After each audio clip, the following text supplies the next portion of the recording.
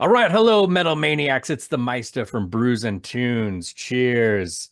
Absolutely thrilled today. I am chatting with a very talented musician, the one and only Mr. Ruud Jolie, of course, lead guitarist of Within Temptation, and then also has his own amazing solo project for all we know. Ruud, how are you doing? Yeah, I'm good. Thank you so much. Well, not that good actually, because this one is empty. Oh no, you Makes me need to need sad. But you need a new yeah, beer. I would have to go downstairs, but I think I can manage without a beer. All right. And excellent beer by the excellent choice, by the way. Yeah. And, as you know, I was in the Netherlands a year ago, and we'll get into that a little bit to see you play. Mhm. But yeah, I had several of the brand beers and yeah, excellent stuff. Yeah, really enjoyed those It's a beers. lager. It's Yeah. it's it's not even that much. It's not something really special, but for a lager, it's a really good one because everyone everyone seemed to like, especially in the United States, Heineken. Mm.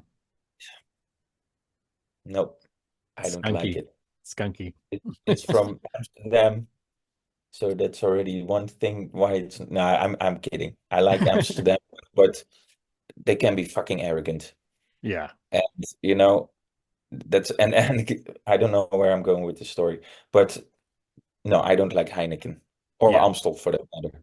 Yeah. Yeah. They Yeah, seem they're yeah, they seem like, yeah, the mass produced, like here it'd be like comparative to like Coors or Budweiser. It's just mass yeah, yeah, produced. Yeah, just like, yeah, yeah. yeah, yeah. But yeah, I had some amazing beers while I was there in the Netherlands. And yeah, smaller breweries, and I can't even think of some of the names of them, but I had some fantastic beers there while I was there. So, um, And of course, we're very close to the to Belgium. I live like 5 kilometers, which would be 3 miles or something, three oh miles wow. from the border. And alcohol prices have gone up seriously here in the Netherlands, but in Belgium it's still cheap. So once in a while I drive to Belgium. It's like a 20-minute drive where they have this yeah, it's called the beer shed, Mm, bierschuur, and they have like I don't know how many different also craft beer, but all the Belgium ones, the Belgian ales, and everything that you can imagine they have over there. So nice. dangerous place. Yeah, yeah. Well, one thing I found fascinating, and I really loved this about the Netherlands when I was there, is that it seemed like every bar, cafe that my wife and I went into, I would order a beer, and whether it was from the Netherlands or Germany or Belgium, um, they would have the glass for that Mm, brand. And even if it was a tiny, tiny little bar, I was amazed. Like every single beer I ordered, it came with the glass, with the label, with yeah, the logo of that beer, where you don't get that. That doesn't happen here in the States. I mean, it does part of the sometimes, experience. but yeah, yeah, it was awesome. I loved it. I thought that was a cool, yeah, it enhanced the experience so much. Yeah, yeah, yeah. Yeah, I And love and it. it's also for collecting. I used to collect beer glasses, Oh, nice.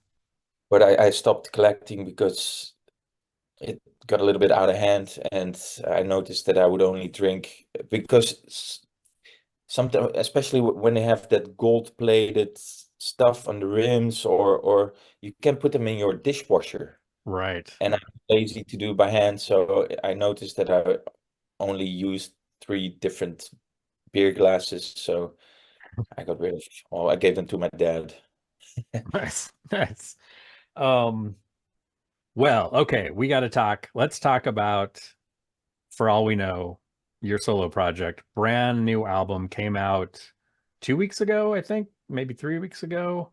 Uh, March 22nd. Yeah, two yeah, weeks ago. that's right. Yeah, 2 weeks.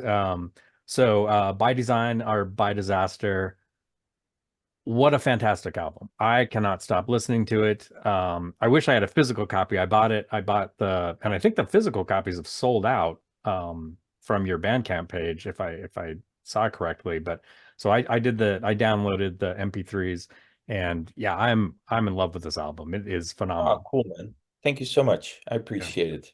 Yeah, really cool stuff. So yeah, let's talk a little bit about that and talk about talk about your band that you put together. And I think a lot of these guys have played with you. They played with you for the two previous albums as well, correct? Yeah, all of them. Okay, nice, nice. Yeah, yeah, Um, yeah.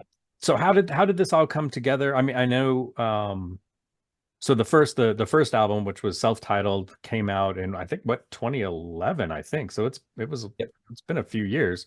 So yeah, kind of how did this all start for you with For All We Know, like kind of focusing on on the solo project? hmm Well, the thing was that I by then I think that I started to think about doing something for myself around 2009, 2008, 2009. Must be around that time, because I by then I had recorded quite some albums, of which some of them were extremely successful, at least here in Europe. And I'm of Yeah, course I'm talking about the Within Temptation stuff, right. which I was and still am very proud of. But I felt that I needed to have. I always said that at the moment that I'm on my deathbed, which I hope will be 40 years from now, uh, I want to have at least one CD in my hands that I created myself, which doesn't mean that I don't allow any input from other people, but at least that CD is mine, you know. Yeah. That was always my primary goal, and my secondary goal, since I finance everything myself, my secondary goal was that I would recoup everything that I invested, so that in the end it would have only cost me time and calories. And and for the first two albums that has happened, so that's great, because can come as a surprise, but I'm not paying my mortgage of my For All We Know sales, because it's very limited. But that's fine. I'm not complaining, because that's how the music industry is these days. But um, yeah, I'm a big Pain of Salvation fan. Oh yeah. And Christopher Gillenlow, the bass player who plays on my albums, he lives in the Netherlands. So I met him, before, once or twice or three times, and he agreed to play. And the drummer, Leo Margaret, I met him in Frankfurt sometime, and he agreed as well. So I had the rhythm section of Pain of Salvation, even though that those two people have never played together in Pain of Salvation, Oh wow. which is funny. And Marco Kuipers, he plays piano also on this record. I used to study with him at the conservatory Hmm. since we were 18, so that was a pretty easy decision as well.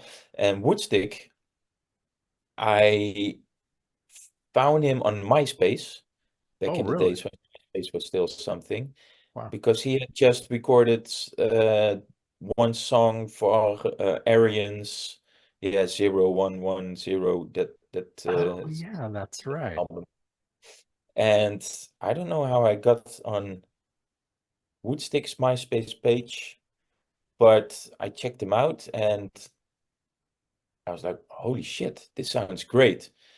But at that time, I was writing some songs for a German band together with Martijn Spierenburg, the keyboard player of Within Temptation, and we needed a male vocalist for the demos.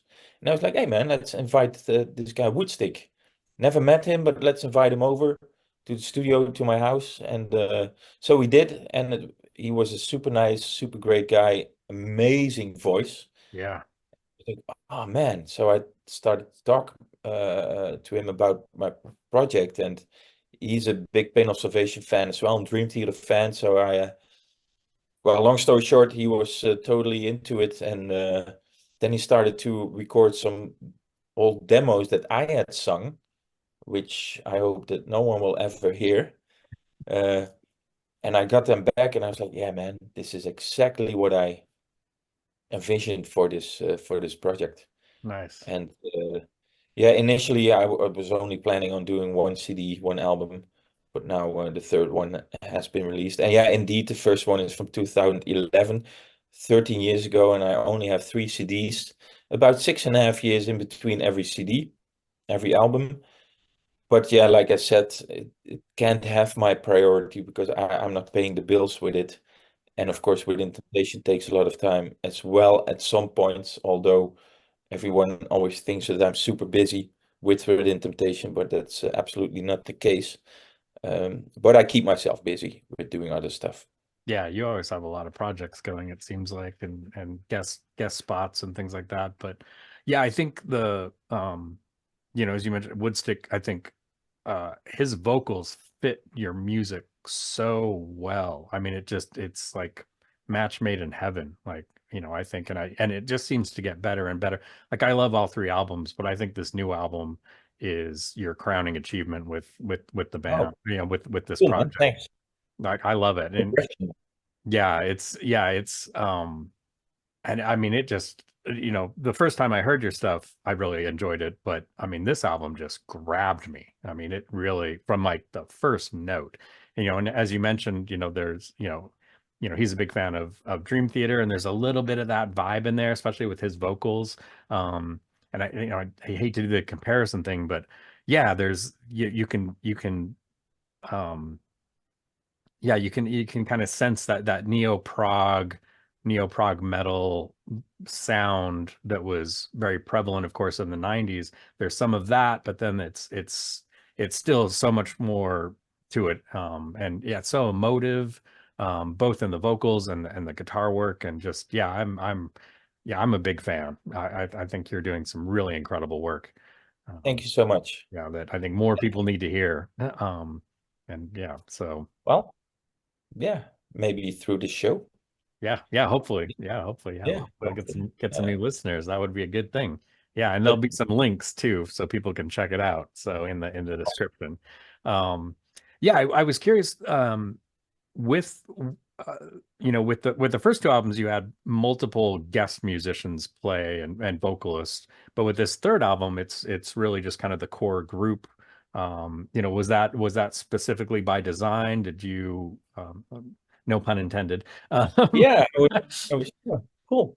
Uh, to be honest, not really. In fact, the previous album, which has Anneke van Giersbergen on Mm, guest vocal on one song, that wasn't even planned until we were recording Woodstick's vocals in my studio, and he was singing, and it was all cool. And all of a sudden, mid-sentence, he stopped, and he was like, "Yo, dude, do you know who would totally fit this song as a duet, as a question answer kind of thing?" I said, "No, tell me." He said, "Anneke van Giersbergen." It's like, "Oh yeah, that's great." yeah, And I know her. I had toured with her already, and I recorded an album with her already. So we're good friends. So I asked her, and she was like, "Yeah, man, let's do it." So that's how that came about. So that wasn't even planned either. wow, And the first album, the reason why there are so many guests on is um, I had written a canon. That's also the English word, right? When yes, you have a melody and that same melody repeats, and so you get these layered yeah, things. And I wanted to have that sung by different vocalists. So I contacted Daniel Gildenlow from Pain Observation. I'm a big fan, and he accepted. And of course, Sharon, she needed to be on that album if I wanted to do a canon. And Damian Wilson is on it on those vocal things. So that was basically for that canon song. But I also wanted some other guitar players, like Richie Faulkner is on the first album, who oh who is yeah, now with Judas Priest, who wasn't back then, and John Wesley, who used to play with Porcupine Tree. mm, They both have a guest solo on my album, but this time around, I don't know. It never, because it needs to. I don't want to force it. I don't want to have guests just for the sake of having guests and to have some links and some name dropping and some that, from a right, marketing point of view, it can be a smart thing. But this time around, I didn't feel like it. It didn't need this. I believe that the music didn't need any guests. nice. Yeah, I agree. I think I mean, it's, you know, and I'm not exaggerating. I think it's a perfect album. I mean, just straight Thanks. through. It's just a perfect album. It just flows so well, and the sound is so great. And yeah, I think that. you and that core band, is really, that's all that's needed for this wonderful album. Do you guys have any intention of doing some live shows? Not at the moment, Okay. no, because after COVID, things really have changed in respect to that you need to have a long run to pre-sell your tickets, Hmm. which means that I would have to know, for instance, if I wanted to do some live shows, I would have to do them maybe in January, February, because Within Temptation is touring at the end of this year. I'm not going to do it before because I really need the time to sell tickets, and it's too difficult to put all the agendas next to each other. And in all fairness, I did 3 live shows in the Netherlands in 2018, so that's 6 years ago. And the there weren't that many people showing up, about 150, 200 people max, which is not enough to make it, financially interesting because I lost money on those shows. Yeah. That's how simple it is because I just wanted to pay my musicians and crew and, invest in some backdrops and kind of stuff. And which is fine. Again, this is not a sad story. I knew perfectly well that that would happen. So, yeah, this time I don't see it. I don't see it happen Hmm. unless I get a great offer, because Prog Power in Atlanta, that's a great festival. I've never been there. But that's something that I would consider if it would be financially interesting enough. And again, even if I come home with €0 made, but I don't want to spend any more money on this project because every album, like I said, I'm fortunate that the first 2 albums recouped my investments. This time around, I decided to release the album through Construction Records. Um, but that means that the only way of me making some money by selling my albums myself, that is gone now. So Right. Yeah. I'm in a loss right now, but again, that's fine. That's not a sad story. But on the other hand, it's something that I need to be aware of. Yeah. I think, yeah, if you could make Prague Power happen, that would be an excellent fit. Um, Yeah, that would be cool. yeah, I think, yeah, you would, yeah, that would fit in really well with who they usually have in the lineup. I think that would be great. Um, so as far as the album goes, and all 3 albums, so this is, you're the primary writer, lyricist, music writer. Do you also collaborate with the other musicians, or do you kind of just come in with a finished product, or kind of what's the process like for you guys? Instrumentally, I finish everything for about 99%. Hmm. Uh, if I write something like a chorus or a verse or whatever, something that needs vocals, I always have a melody line. Well, 9 times out of 10, I have a vocal melody line in my head, but I don't present that to you to Woodstick. I send him the demo, or he is at my place, and then I just let him go berserk go crazy with the music, because I feel it's important, especially for a singer, that he can put his own personality and his own heart into it. Um, Also because automatically he will sing in a range that is comfortable for him, so it will automatically sound natural and authentic. Hmm. And by this time, I know that Woodstick, Jermaine is his real name, that he can come up with such great melodies, 9 times out of 10, I think, oh man, yeah, your melody is much better than mine. Hmm. Sometimes I'm too, how do you say that, too stuck with my own melodies, which is fine as well. But he's really good at, and especially with harmonizing, because you've noticed that I really love harmonized vocal harmonies and stuff, and he loves that as well. And coming up with a first harmony that that's okay, that's doable. A second harmony, sure, I think I can get away with that as well. And during the recording process, I'm like, yeah, this is cool. Now I have another one.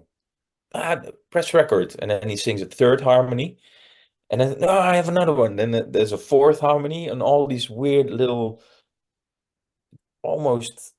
It sounds like wow, but he knows to find a really nice way that it sounds super broad and colorful, and yeah, he's a master in that department. Yeah, yeah, I think yeah, his voice is incredible, and I think it fits so well with your music and especially with your guitar tones. It just yeah, it's like a just kind of this perfect marriage of texture and color, and yeah, it's really Yeah, cool. It's really yeah, really cool stuff. and sometimes during the recordings he engages his James Labrie effect pedal, so to speak, from a guitarist point of view. Of course, he doesn't have an effect pedal, but he puts on his James Labrie sound, Yeah. and some usually I'm like, yo, keep it cool with the James Labrie sound because that's the kind of voice that people would expect with this style of music.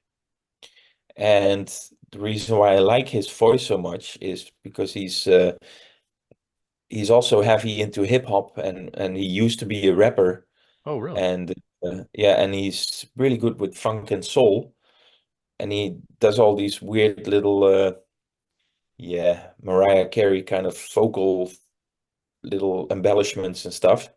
He's really awesome with that, and that's something that I want on my records as well because that's the sound that no one would expect with this style of music. Yeah. Yeah. And that's also one of the reasons why some people don't really like it because they say, yeah, the voice is great, but it doesn't fit the music. True, from a rock metal point of view, but then again, why is the music called prog progressive? Because it's without any, how do you say that? Kaders, frames, without any frames. That's why it was called progressive, the weird time signatures and the weird adventurous music. But some of the prog people, they still think in frames, Yeah. which I find is interesting.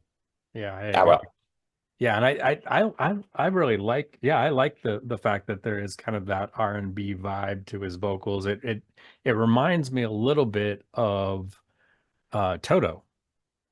oh, With some of their work, just that was one thing like specifically his vocals. There's a little bit of like Bobby Kimball in there, like a little bit. okay. Just, I kind of get that vibe a little bit. And I think musically, there's even some of the kind of more progressive, like the later progressive Toto, like kind of more the 2000s, some of that vibe to the music too. And I think his vocals lend well to that.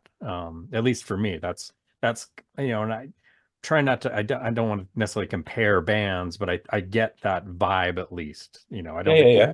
I don't think it necessarily sounds exactly like that, but there's some reminiscence there. I Oh, guess okay, I could cool. say. Never heard this, but it's interesting. And I don't really mind if people make comparisons because that's how it works. Yeah, yeah. So, but Yeah. yeah, it's wonderful stuff. Yeah, yeah, I love it. I think every song, like I said, I think it just flows really well. I think, when those opening notes of like Forced to Be Free, it's just like, oh yeah, this is my stuff. This is the stuff. Oh, Yeah, cool, man. yeah, I really love it. I think it just yeah, it takes off really well, and it just nice what the 11th track, Goodbye, it just flows so well all the way down the line to the last track. It just is it's a really well constructed album. um and that's always fascinated me too, is the sequencing. um I think there's an art there that, especially those of us that are not musicians sometimes don't understand this just sequencing of tracks on an album and how important that can be for flow. 'Cause, Mm, I think we all have heard albums where it's like, this is a weird, this album sounds weird the way it flow, where yours is just, it just flows so well, in my opinion. thank I you. think, yeah, Thanks. Yeah, I know exactly what you mean because I need to check my playlist on Spotify because I was listening to Opeth's Deliverance. No, that's album or let me check. No, sorry. Oh, Oh yeah. Oh yeah. On Blackwater Park, you have the third song Harvest, which is in a six eighth meter. Well, if you're not a musician, doesn't matter.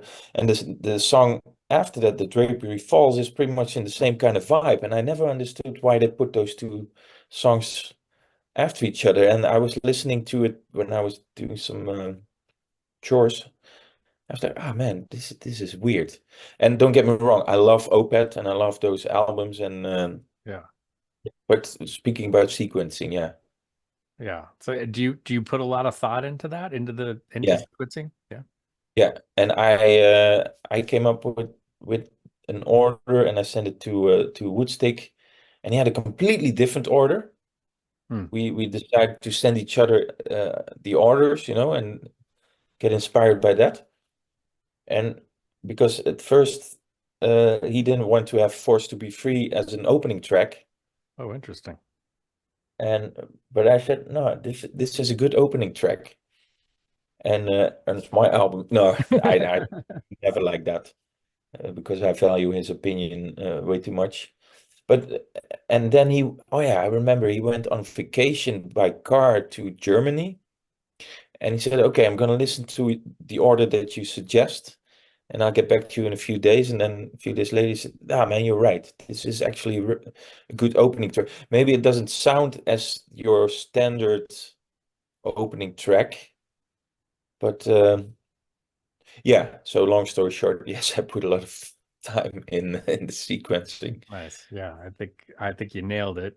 But yeah, yeah, it's always, I mean, I think we're of a similar age. I think, we as kids, when we were kids, we'd make, like a mixtape, and you're Yeah. trying to like get it perfect, especially, if it's for a girl or something, Mhm. and yeah, but I think, so I get the art of it. I don't know if I'm good at that, definitely, but I think, yeah, I think you've mastered it, especially with this new album. I think it just, like I said Thank before, you. I keep saying this, but it flows so well.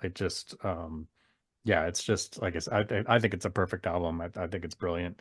And Thank everybody should go buy it right now. Go buy it. Yeah. Yeah, Or at great least listen stuff. to it on Spotify. That would be great. Or on Bandcamp, that's actually Yeah. that's maybe the best. If you want to support musicians, then Bandcamp at this moment is the best way to do it. Yeah, that's where I bought it. And in fact, I'll include a link to the Bandcamp page in the description below. Oh yeah.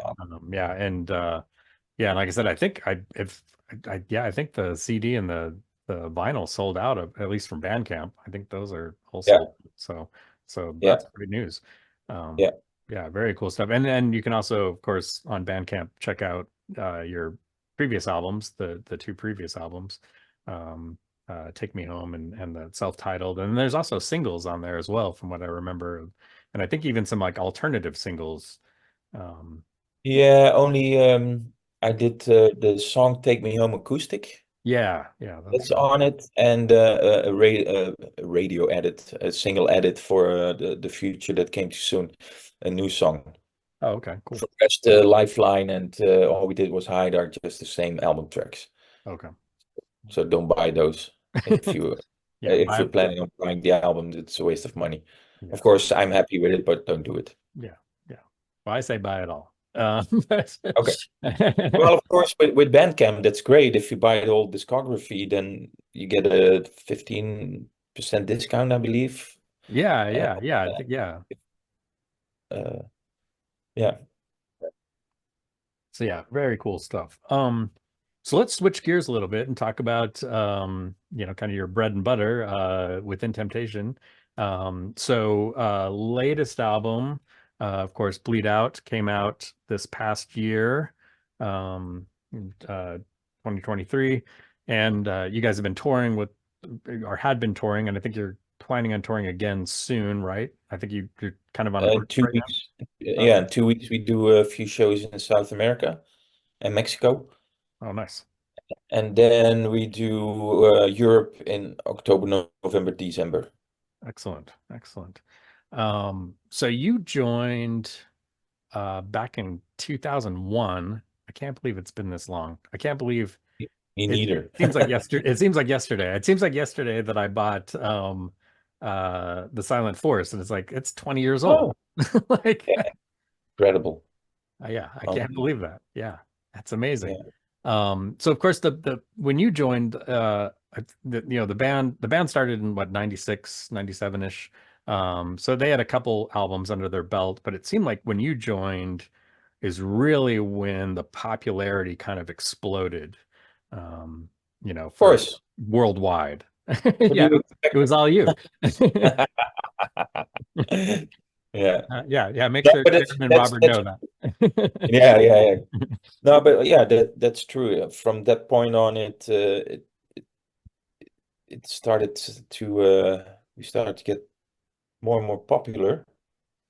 Bigger shows, bigger festivals, more headline positions. And but to be really honest, it's still going up Yeah, yeah, because this tour that we'll be doing at the end of this year, it's again bigger venues than we've ever done. Because we did the Evanescence tour last year. Not, no, that was 22. Damn, it's also almost 1.5 years ago. Unbelievable. But we did some pretty big venues through Europe, and we did them together with them as a co-headline thing. And there are some of those venues that we do again, but then as a sole headliner. yeah. So in that sense, it's incredible that we're still growing venue-wise, and ticket sales are going pretty well, I believe. And at least in Europe, the United States will always be difficult. The States is a weird place, especially for metal, and especially I think for more symphonic and progressive metal. It's a strange place for it. Yeah, okay, there's pockets where it's very popular, and then I think I don't know what it is. The metal scene in the US is bizarre. I can't explain it. I can't put a finger on the pulse of that at all. I don't get it. But Yeah, um, yeah, yeah, but I think I agree. I think it seems like yeah, there's an upward trajectory for the band, and what I attribute to that, and as my own personal opinion is and I realize it's not necessarily a progressive metal band, but I think you guys have always been progressive in your approach to music. There's no stagnation with like album to album. They're all very different. And those early years, it was very, very symphonic metal. I don't know if I'd categorize it as that anymore necessarily. Those elements are still there, but it's this become point, very different. no, Yeah, yeah, yeah. yeah, No, the whole symphonic element, especially with the last album, Bleed Out, it's not symphonic anymore. yeah, yeah, But I always say that we have these ingredients and we put them in a stew, but maybe on one album a little bit less of this ingredient and a bit more of this ingredient, but all the ingredients are still there. yeah, But the end result is a different dish. yeah. Yeah, That's a great analogy. Yeah, I agree because yeah, there's a sound there. Like whenever I hear Within Temptations, like I automatically know it's Within Temptation, but even yeah, there's different nuances and different flavors, and yeah, like you said, I mean, yeah, this new album, yeah, definitely has especially if you were to compare it with earlier albums, like Mother Earth or something. I mean, it's like totally different sound, and yeah, maybe part of that is just Sharon's vocals and some of the guitar licks. I don't know, but there's yeah, I don't know. I think it's yeah, also phenomenal album, fantastic stuff. And I have to say, your guitar solo in Worth Dying For might be one of my favorite guitar solos of yours in any Within Temptation album. Oh, really? Yeah, It's I it's really both love that. me and Stefan, by the way. Oh, okay. Yeah. It's Stefan, or yeah, Stefan starts, and then I do the second half because the reason for that is there was only going to be one guitar solo in the album. Oh, really? Yeah, and both me and Stefan wanted to do it. And instead of flipping a coin, we were like, you know what? Let's cut it in half. That's actually also what we did with the Resist album with what's the song called? Raise Your Banner. Yeah. It's also pretty much the only guitar solo on the album. Yeah. So we also cut it in half. Nice. Nice. That's cool to know. That is interesting because it does have a, yeah, there's kind of a switch in yeah, in the, excuse me, in that solo or solos, I guess, rather it's, and it what it reminds me of, and now it even more prevalent now that you told me that it's both of you. I didn't realize it was both of you. Is there's definitely, in my opinion, there's kind of a Murray, Adrian Smith kind of vibe going on there, a little bit. I'm, yeah, I'm a super big fan of Adrian Smith. Dave Murray as well, but oh, 1 second. Um, but Adrian Smith has this way of, first of all, I feel that he's a really underrated guitar player, Mm, not in the sense that people don't like him, but in the sense that when I started to play guitar in the 90s, it was all Steve Vai, Malmsteen, Joe Satriani, Paul Gilbert, Nuno Bettencourt, which are amazing guitar players. Uh, but you would never read anything in Guitar World or all those guitar magazines about Adrian Smith. That's what I mean by me saying that he's underrated. Um, but he is such a great tone, and especially the older albums, he composed his solos yeah. because apparently he was too insecure to play them on the spot in the studio. So he thought them out and he composed his guitar solos. Hmm. And I have the feeling that he knows exactly that every note counts, and it's almost a little song within the song. And it's not about showing off, although that some of his stuff is really difficult to play. It's but he's not playing fast just for the sake of playing fast or to impress other guitar players. Because yeah, let's face it, Yeah. playing fast can be for a reason, but I feel that a lot of times guitar players just play fast to impress other guitar players or girls. But girls don't care about that kind of stuff. All right. Yeah. Yeah. That's how I feel, at least. Yeah. No, I agree with you. And I think, yeah, I always felt like yeah, his solos always fit the songs really well. Yeah, it's not about frills and speed. It's about how does this solo fit this song? And yeah, and like you said, I mean, I love his tone. I love it. Yeah, I think Yeah, he has an yeah, amazing tone, and especially that era, like you said, that early '80s era where you had all these, yeah, these very flamboyant, shredders, and then you have Adrian Smith, and it just has all this depth, yeah. and just beautiful tones.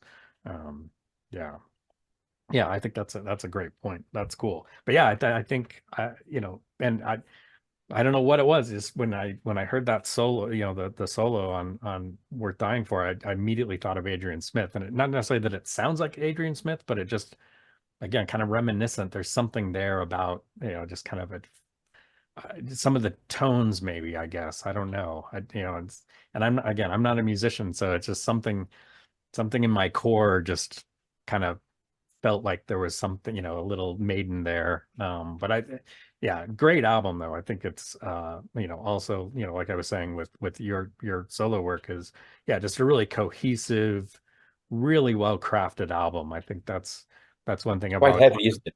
Pardon? It's quite heavy Yeah, yeah, yeah, yeah. compared to your previous album. Yeah, yeah, it's got a lot of, yeah, there's definitely some real heaviness to this album, more so, yeah, than, and I read that with, and another reviewer, somebody reviewing the album was saying that this is one of the heavier Within Temptation albums, in a very long time. And yeah, very cool stuff. It's great. Um I guess kind of a similar question, but with In Temptation, with this album is I was curious about the writing process with you guys. Does it start with like Robert and Sharon? Do you start with a riff? Like how do you guys? No, we're not involved in the writing. Oh, you're It's not. it's Oh, really? fully, no, it's only Sharon and Robert and the producer Daniel Gibson. Oh, interesting. So Okay. I can't answer this question. Hmm. Okay. Well, Okay. I could make up something, but it's So I was curious, like let's kind of go back, like so when you joined the band, like how did that all come to play? How did you join with Ten Temptation? back in 1998, I was playing in this band called Brotherhood Foundation, and we were invited to play the Dynamo Open Air Festival in the Czech Republic. And real metalheads are maybe familiar with the Dynamo Open Air Festival in Eindhoven, in the Netherlands. And together with seven other bands, we drove to the Czech Republic to that version. So I think it's totally unrelated to the Dutch one. And Within Temptation was one of the other bands. Nice. So that's how I got to know them. That's how I befriended them. And after that, when we came back to the Netherlands, we visited each other and we hung out. We played video games. They smoked a lot of weed. Uh, I did it once. I didn't like it. Um, so that's how that came about. And when Michiel Papenhoven, the original guitar player with Interpretation, decided to leave, they gave me a phone call.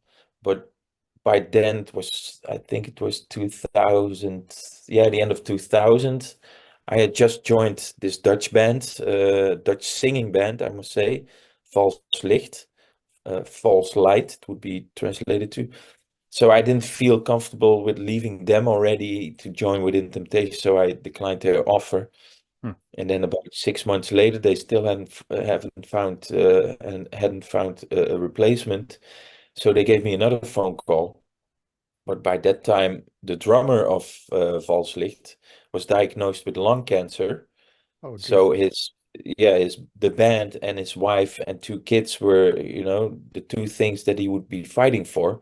So I was like, yeah, I can't leave now, man, because then maybe the band ends and I will have blood on my hands. Yeah. But I told Robert, and Robert wasn't aware of the situation, by the way, so he didn't want to do anything sneaky. But then I agreed to fill in until they found a permanent guitar player. And that summer, the summer of 2001, we also played in Mexico, and we did a week of Acapulco. And that's when you get to know them. And I remember then in Mexico City we played. It was the festival, but we headlined, and there were 3,000 people, which was a lot for me back then. It still is. And we did a signing session, and there were, I don't know how many people, and there were people, from Los Angeles, and the only thing that I was thinking, oh man, I'm playing in this band that sings in the Dutch language. We will never get beyond Brussels. Right. And man, I made a mistake. So I kind of told them, I kind of was like, I was pretty obvious about it. But they had already found a replacement. So the moment we would land at Schiphol Airport in Amsterdam, my time with the band ended, and the other guy would take over. And fortunately for me, that didn't work out.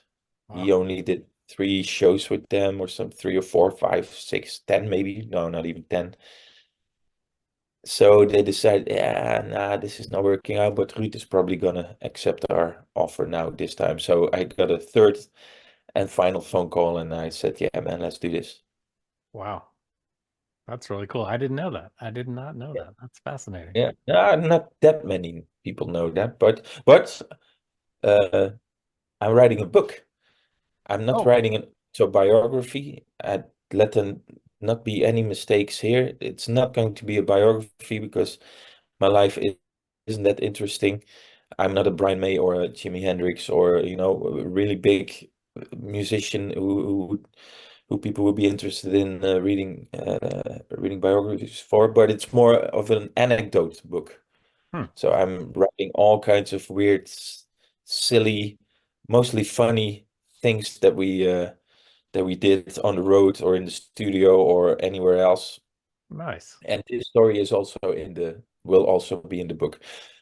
That's what I know. I don't even know how it's going to be released, if I'm going to do it myself, when it's going to be released. I have no Wow. idea. But for people who are interested in reading funny stories from the road, from bands, then it might be something for them. No, I can't wait to read that. That sounds great. Yeah, I would love to read that. That sounds phenomenal. Um, take me, let's go way back. Um, I'm really curious about kind of your start in music. Did you come from a musical family? Like what kind of prompted all of this? I'm not from a musical family at Okay. all. Okay. No one in and I have a pretty big family. I have 12 cousins on the one side and I believe 12 cousins on the other side. Wow. Uh, my parents, they are baby boomers, so they each have 7 brothers and sisters. So I'm from a pretty big family, and no one plays a musical instrument. Hmm. No one. And then you get the funny remark, "Oh, you're from the milkman." And I'm like, no, because I'm not a milkman. Then I would become a milkman. You know? So no, it started with I got my uncle sold his keyboards, and my parents they were like, yeah, maybe you want to play the keyboards, it's kind of part of your growing up to also play a musical instrument. Um, but I didn't like it Hmm. because by that time I was 11. I started to get into Iron Maiden Hmm. because I recognized Eddie. I saw Eddie on the backs on of the denim jackets, the patches, of the older kids, and I was Yeah. intrigued by Eddie. And by then I had borrowed a cassette tape. There were no keyboards on Live After Death, so I didn't want to play keyboards anymore. I wanted to play electric guitar. But my parents, they were like, "Yeah, this is one of your weird ideas. We buy you an electric guitar, and in 2 weeks it will be gathering dust in the corner of your room next to that keyboard that you're not touching anymore." So that took quite some time to convince them that I really wanted to play guitar. And for my 14th birthday, they bought me one on the one condition that I would take lessons because that was pre-internet, pre-YouTube. You would have to really find out everything yourself, and that's difficult. Yeah. So they're like, we want you to take lessons that you will learn. Someone will show you how to play chords and all that kind of stuff. But yeah, that was back in those days that mm, there were no electric guitar teachers back then, at least not in my hometown. So I ended up with this classical guitar teacher who had never played an electric guitar before. He showed me chords, he showed me some scales, and he was interested. He was open-minded. He was a super nice, friendly guy, a good teacher, but he didn't know anything about string bands and whammy bars and pick scrapes and power chords and that kind of stuff. So, um, but then I got lessons from this local guitar hero, and he showed me a lot. And that's also by that time I was about to graduate high school, so you need to come up with something that you want to do for the rest of your life. And I wanted to do music, but my parents, they didn't have any frame of reference of a person who, could make money with music. Um, so I decided to study something else first, but I didn't finish it. But then in the end, I started to study at the conservatory, and I Nice. graduated in 1999. Uh, Pointless. It's a pointless diploma, but at least it's a diploma. So I finished that. But I was already teaching at this local music school, and I was gigging. I was doing session stuff, and yeah, 2 years later, I joined Within Temptation. Wow. Cool. And yeah, you have a jazz guitar background, right? Yeah, that's you were Yeah, taking a jazz guitar.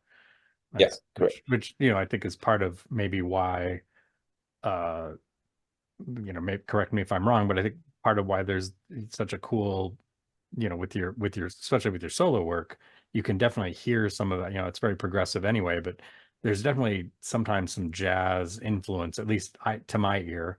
I think there's a little bit of jazz in there. Yeah, it could be. That's something that I would not be able to tell you because yeah, I feel that I play like myself Hmm. and that I never um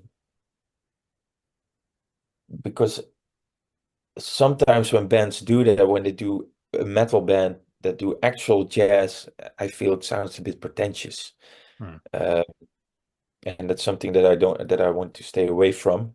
But it's possible, I studied jazz for 5 years full time. And since a few years, I've picked it up again because I was totally fed up with it. But when I play, actually, when I play more jazzy kind of stuff than rock or metal. Oh, interesting. Okay. Just when you're kind of messing around at home or Yeah, yeah, and I'm not a jazz player because you really need to dedicate yourself 100%, at least with my level of talent, with my lack of talent, I would almost say. Some guitar players, they can play anything that they want, and it sounds authentic and it sounds like themselves. I'm not that skilled, but I like to fool around with some jazz things and some YouTube videos and some licks and some chords, and I like doing that. nice. Very cool. Um, well, I don't want to keep you all day, but I do have a few more questions if you're good with that. Yeah, Um, sure. I did want to ask you about so where I met you, of course, was and I've been a fan of your music. I've been a fan of Within Temptation for years, but where I actually met you was this past year, 2024.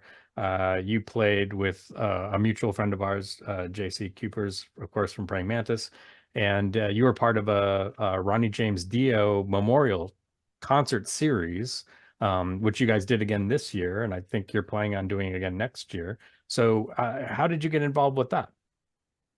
Well, actually, through John, we played the Wacken Festival. Hmm. I played there with Invitation, and he did with the Angels. No, Wizards and Demons. Oh, Is that okay. the band? Yeah, yeah.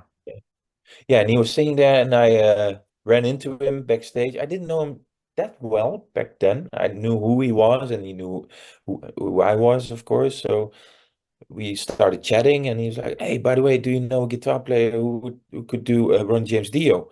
And I said, "Yeah, Stefan Helleblad, our other guitar player of Within Temptation. He's a huge Dio fan. You should contact him." Yeah, but he's from Sweden, and logistically, it's not that easy because it's only Dutch shows. And so, yeah, so we didn't talk about it anymore. I didn't offer to do the gig myself. And then I think maybe a year or 1.5 years later, I got a phone call from Hans Verschoof. Yeah, he took the initiative and he books the shows, and Hmm. he gave me a phone call if to see if I was interested. I said, yeah, sure. A great bunch of people. I knew every musician already. Uh, Steph Brox, a drummer of Textures. He also played with For All We Know, those 3 live shows that I did. Oh, okay. I used to teach with him at Metal Factory. Johan van Stratum on bass. He plays with Blind Guardian these days. He also teaches at the Metal Factory, and I play with the Gentle Storm, Okay. Jack of Anneke, and Damien Wilson. I did with him. Yeah, JC Kuipsnet. I had never played music with him, but I knew who he was. Martijn Spierenburg, of course, with Temptations keyboard player. Yeah. Um, Lisette van den Berg, a singer. She also did some vocals on the second For All We Know album. And Menno Gootjes, he plays with Focus. Amazing guitar player. It's really, really, really good guitar player. And I knew all these people, and I knew that there were no egos, that it would be very nice and cool and laid back, but serious and professional. But yeah, our main goal was to have fun, Yeah. and Nice. we succeeded, and that rubbed off to the audience Yeah. Oh, because it's that's an important I thing. was blown away. It was, and I don't say this lightly, but I've heard many bands do covers of Dio, and Black Sabbath, and and the various bands he's been in. But I thought you guys, that was some of the best I've ever heard, if not the best. I mean, when you guys did Stargazer, Rainbow, Mm. I had chills. I mean, just it sounded so authentic, and so, but also so like just emotionally charged, and like, yeah, I mean, and just watching you guys play live, you could tell you were having a great time and you enjoyed playing with one another, and you play really well off of one another too. It seemed like, yeah, I was, when I talked to JC about it, I was kind of surprised that you guys had not played together for years and years and years, because it seemed Mm. like you guys all really gelled so well together I mean, obviously there were probably lots of rehearsals, but it just seemed like musicians that really knew each other really well, is what it sounded like to me. Thank So you. Thank yeah, you. that was On cool. the other hand, you weren't at the first show, were you? No, no, no. So Oh. we saw, I think we saw the very last two shows, or two of Oh them. We yeah. saw Horn, and I'm going to mispronounce this. Is it Leeuwarden? Oh, Leeuwarden, Hoorn and Leeuwarden. Yeah, those Yeah, were the last two shows. yeah, yeah. We Yeah. saw those two shows, and they were phenomenal. We had about 9 or 10 shows under our belt. So yeah, by then we kind of gelled. Uh, First one was tough, but that makes it exciting, you know. Yeah, yeah. But it was, yeah, I thought it was incredible, and yeah, I wished I had seen this year's shows, but I'm hoping to get there for 2025, because yeah, what Cool. an Yeah. incredible experience that was. Yeah, again, I'm not saying this lightly. I think it was one of the best musical experiences I've ever had. It was just incredible. Just Wow. to be part of, just to be there and see that, and part of it too was, this is, fanboy coming out. So in Horn, my wife and I had dinner with the band. We had dinner with you guys before the show, and I don't know, you were sitting right across from me, and I remember like poking my wife, and I'm like, Ruud is sitting across from me. Like, Oh, really? I don't even know what to say. I don't even know how to say. And I wish I had known at the time how. I think I did. I just couldn't. I was kind of fanboying out. I was a little freaked out, but I wish I had brought up Star Wars. We could have talked Star Wars all day. So, Oh, or yes, absolutely. Absolutely. yeah, because Yeah. as we Oh, both that's chatted before this interview, we're both big Star Wars fans, especially with the original films and the toys and all the stuff. yep, So. yep, yep. Absolutely. Yeah, very cool. Um, well, Ruud, this has been an absolute pleasure and an honor chatting with you today. Thank you so very much. Um, Well, thank you. It was my yeah, pleasure. It was yeah, cool. this was great. So for those of you watching, if you look in the description below, there are links to For All We Know, for the website, the Facebook page, as well as the Bandcamp page. Go check out the new album by Design or by Disaster. It is phenomenal. It's definitely one of my top 10 albums of this year. It's fantastic.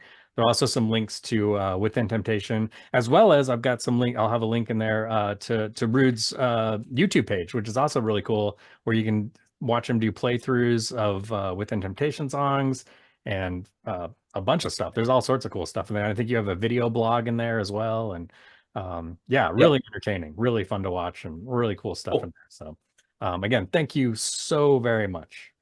Very welcome. It was my pleasure.